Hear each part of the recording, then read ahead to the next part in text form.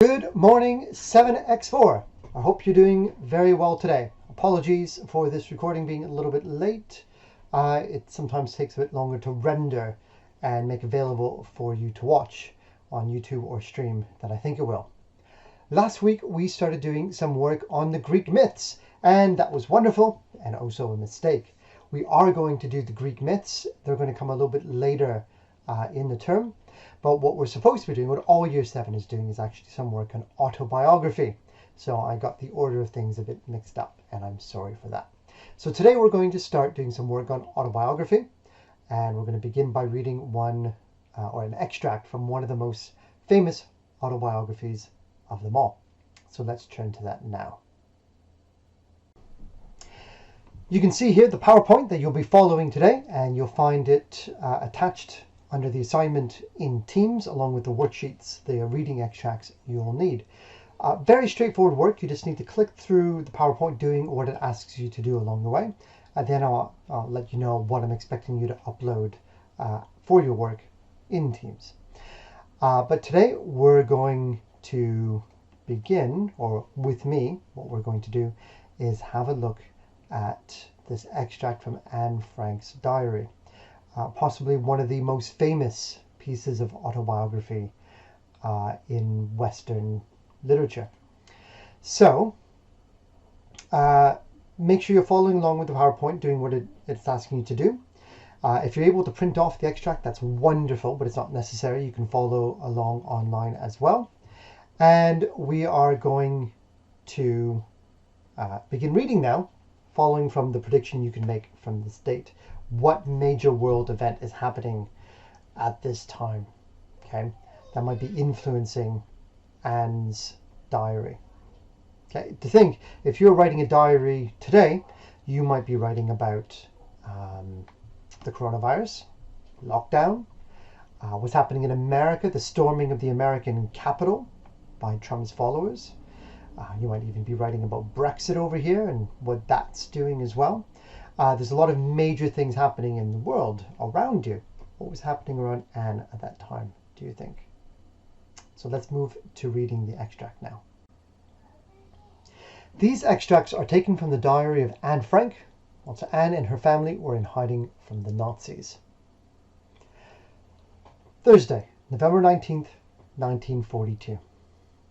Mr. Dussel has told us much about the outside world we've missed for so long. He had sad news. Countless friends and acquaintances have been taken off to a dreadful fate.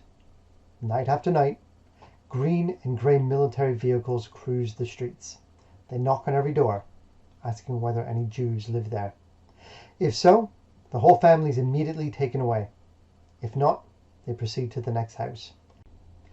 It's impossible to escape their clutches unless you go into hiding. They often go around with lists, knocking only on those doors where they know there's a big haul to be made. They frequently offer a bounty, so much per head. It's like the slave hunts of the olden days. I don't mean to make light of this. It's much too tragic for that. In the evenings, when it's dark, I often see long lines of good, innocent people, accompanied by crying children, walking on and on, ordered about by a handful of men who bully and beat them until they nearly drop. No one is spared. The sick, the elderly, children, babies and pregnant women, all are marched to their death. Friday, May 26, 1944. I feel more miserable than I have in months. Even after the break-in, I didn't feel so utterly broken, inside and out. On the one hand, there's the news about Mr. Van Hoven, the Jewish question, which is discussed in detail by everyone in the house. The invasion, which is so long in coming, the awful food, the tension, the miserable atmosphere, my disappointment in Peter. On the other hand, there's Bep's engagement, the Pentecost reception, the flowers, Mr. Kugler's birthday, cakes and stories about cabarets, movies and concerts. That gap, that enormous gap, is always there. One day we're laughing at the comical side of life in hiding, and the next day, and there are many such days, we're frightened. And the fear, tension, and despair can be read on our faces. Okay, these diary entries are such a serious subject that it feels a bit strange doing this through a recording instead of being there with you in the classroom so that we can discuss them properly. And I'm truly sorry for that. The horrors of World War II, and especially of the specific atrocities that Anne Frank is writing about here, really deserve to be explored more when we're together. And I hope that someday we have a chance to. But the reality of remote learning means that it's now time for me to turn this back to you.